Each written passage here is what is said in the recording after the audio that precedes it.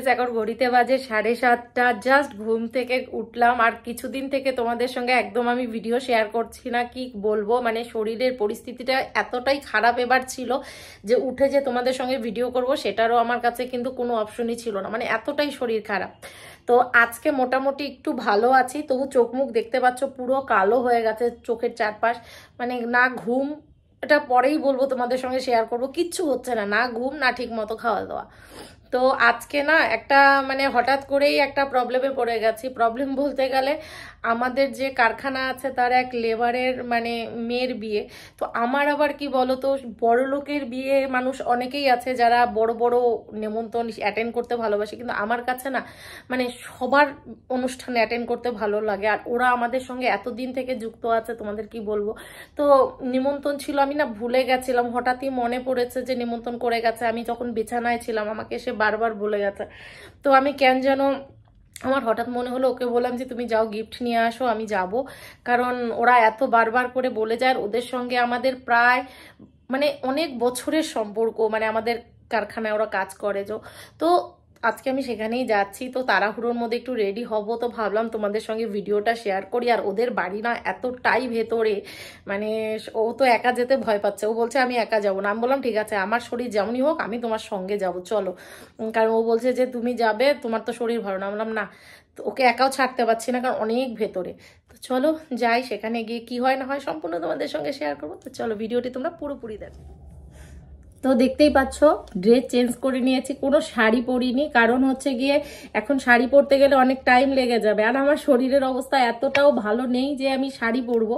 তো ভাবলাম যে অনেকটা দূর আর বাইকে যেতে হবে, তো ভাবলাম যে শাড়ি না পরে একটা চুড়িদারই পরে নিই। তো একটা চুড়িদার পরে নিয়েছি, আর আমার চুড়িদার পরাও হয় না ঠিক। তো ভাবলাম এটাই পরে নিই, কালার কম্বিনেশনটা ভীষণ সুন্দর, পরে আমি তোমাদের ভালো করে দেখাবো। তো এখন জাস্ট স্কিনটাকে প্রিপেয়ার করে নিয়েছি, এখন জাস্ট ফাউন্ডেশনটা লাগিয়ে নিচ্ছি, নিয়ে মেকআপ করে ফটাফট বেরিয়ে যাবো। আর আমি জানি না, মানে আমার না একটুও মনে ছিল না, হঠাৎ করে মনে পড়েছে। তো হঠাৎ করেই প্ল্যানিং সব কিছু, কিন্তু আমার আইব্রোটাও করা নেই। আমার এমন আজকে পরিস্থিতি, এভাবে আমি কোনোদিনও কোনো বিয়েতে যাইনি। কোথাও যেতে ভালো লাগে, কিন্তু এই মেকআপ করার টাইমটা আসলে পরে না আমার একদম পছন্দ লাগে না। এই মেকআপ করতে একদম পছন্দ করি না। আর কিছুদিন যাবত তো ঘরে বসে থাকতে থাকতে এমন হয়েছে না, কিন্তু বিয়ে বাড়িতে বলো একটু মেকআপ ছাড়া ভালো লাগে না। সবাই মেকআপ করে সাজুগুজু করে যাবে, আর ওখানে যদি আমি একদম সাদা মাঠা যাই কেমন লাগবে দেখতে।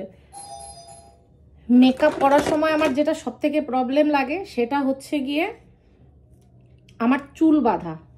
মানে সব কিছু ঠিকঠাক হয়, এই চুল বাঁধতে নিয়েই আমার কষ্টটা হয়। জানি না কি করব, ছেড়েই চলে যাব ভাবছি, কারণ ও এসে তাড়া দিচ্ছে, 9টা বেজে গেছে, কখন যাব কি করব। আর এত গ্রামের দিকে তো একটু সকাল সকাল না গেলে, আর অনেকটা দূর, এখান থেকে প্রায় 1 ঘন্টার মতো রাস্তা। তো ভাবছি যা হোক তাই করে চলে যাব। তো দেখতেই পাচ্ছ মেকআপ কমপ্লিট, জ্যাকেট পরে নিচ্ছি। তোমাদের হয়তো দেখে হাসি পাচ্ছে, বিয়ে বাড়িতে জ্যাকেট পরে যাচ্ছে, কিন্তু কিচ্ছু করার নেই, বাইকে যাচ্ছি তো, আর বাইরে একটু ঠান্ডাও আছে, আর আমার শরীরটাও খুব একটা ভালো না, তাই জ্যাকেট পরেই বেরিয়ে পড়লাম।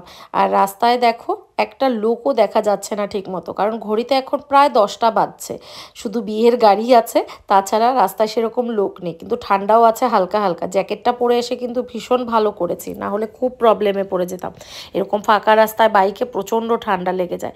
তো দেখতে দেখতে আমরা বিয়ে বাড়িতে পৌঁছে গেছি, এসে বসলাম মাত্রই। আর এখানে ওদের অ্যারেঞ্জমেন্টও ভীষণ ভালো ছিল, আর ওদের বিয়ের লগ্ন ছিল রাত্রি 1টা নাগাদ। তো যার জন্য আমি অতটা টাইম অপেক্ষা করতে পারবো না, তো বললাম যে আমি তাড়াতাড়ি চলে যাব। আর একটা কথা, তোমাদের আমি খাওয়াও দেখাতে পারবো না, কারণ আমি খাবো না। আর এখানে অনেক তেল মশলা রান্না, তোমরা জানো যে আমি বিয়ে বাড়িতে শুধু যাই আনন্দ করার জন্য, একদমই আমি খাই না।